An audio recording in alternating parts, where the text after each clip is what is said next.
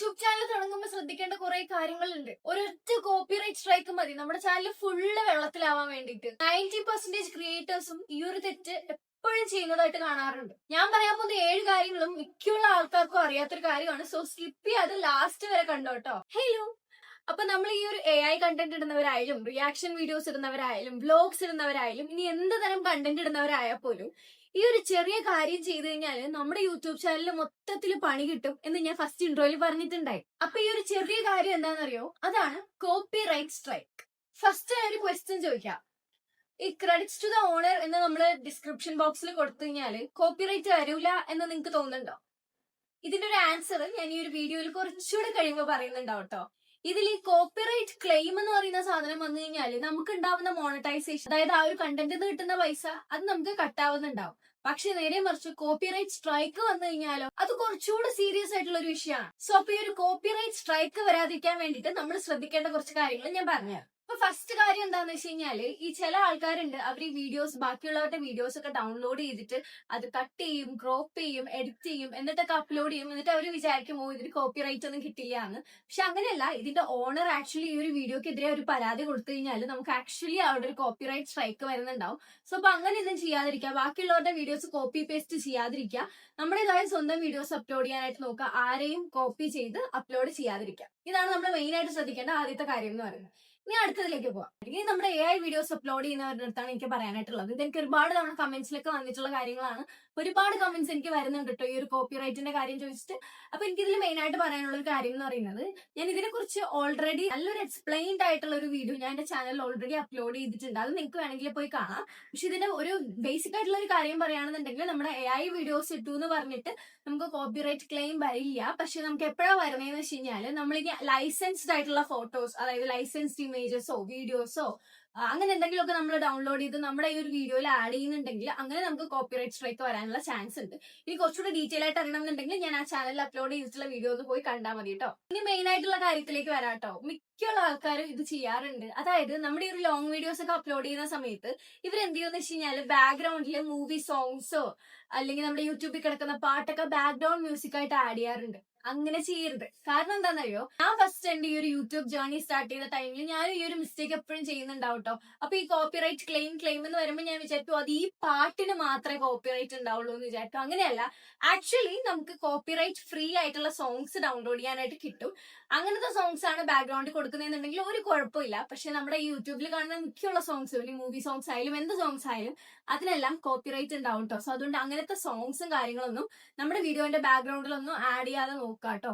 അതാണ് മെയിൻ ആയിട്ട് ശ്രദ്ധിക്കേണ്ട കാര്യം. ഇൻ കേസ് നിങ്ങൾക്ക് പാട്ട് ആഡ് ചെയ്യണം എന്നുണ്ടെന്നുണ്ടെങ്കിൽ കോപ്പിറൈറ്റ് ഫ്രീ ആയിട്ടുള്ള മ്യൂസിക് നമുക്ക് യൂട്യൂബിൽ സെർച്ച് ചെയ്താൽ കിട്ടും. പിന്നെ അതല്ലാന്നുണ്ടെങ്കിൽ നമ്മുടെ യൂട്യൂബ് ഓഡിയോ ലൈബ്രറി എന്ന് പറഞ്ഞൊരു സംഭവം ഉണ്ട്. അതിൽ കയറി കഴിഞ്ഞാലും നമുക്ക് കുറെ സോങ്സ് കിട്ടും. ആ സോങ്സ് ഡെഫിനറ്റ്ലി കോപ്പിറൈറ്റ് ഫ്രീ ആയിരിക്കും.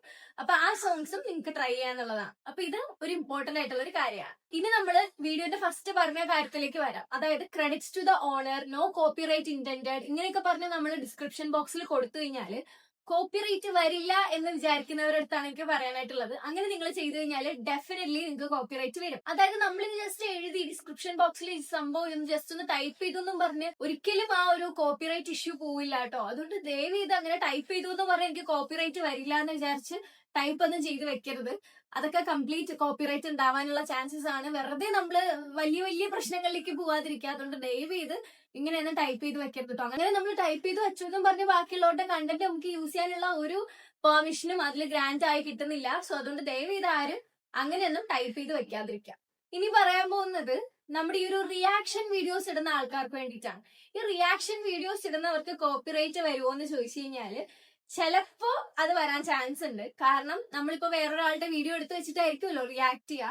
പക്ഷെ നമ്മളിപ്പോ നമ്മുടേതായ ഡയലോഗ്സോ അല്ലെങ്കിൽ നമ്മുടേതായ കുറെ സ്റ്റേറ്റ്മെന്റ്സും റിയാക്ഷൻസും കാര്യങ്ങളൊക്കെ നമ്മൾ അതിൽ അപ്ലോഡ് ചെയ്യുന്നുണ്ട്, കൂടെ ചെയ്യുന്നുണ്ടെങ്കിൽ മിക്കവാറും കോപ്പിറൈറ്റ് വരില്ല. പക്ഷെ അത് സേഫ് ഒരു ഓപ്ഷൻ ആണോ എന്ന് വെച്ച് കഴിഞ്ഞാല് പല കേസിലും ഡിഫറെന്റ് ആയിരിക്കും. ചില സമയം നമുക്ക് കോപ്പിറൈറ്റ് കിട്ടാൻ ചാൻസ് ഉണ്ടാവും, മിക്കുള്ള ടൈമിലും കോപ്പിറൈറ്റ് കിട്ടാൻ ചാൻസ് ഉണ്ടാവില്ല.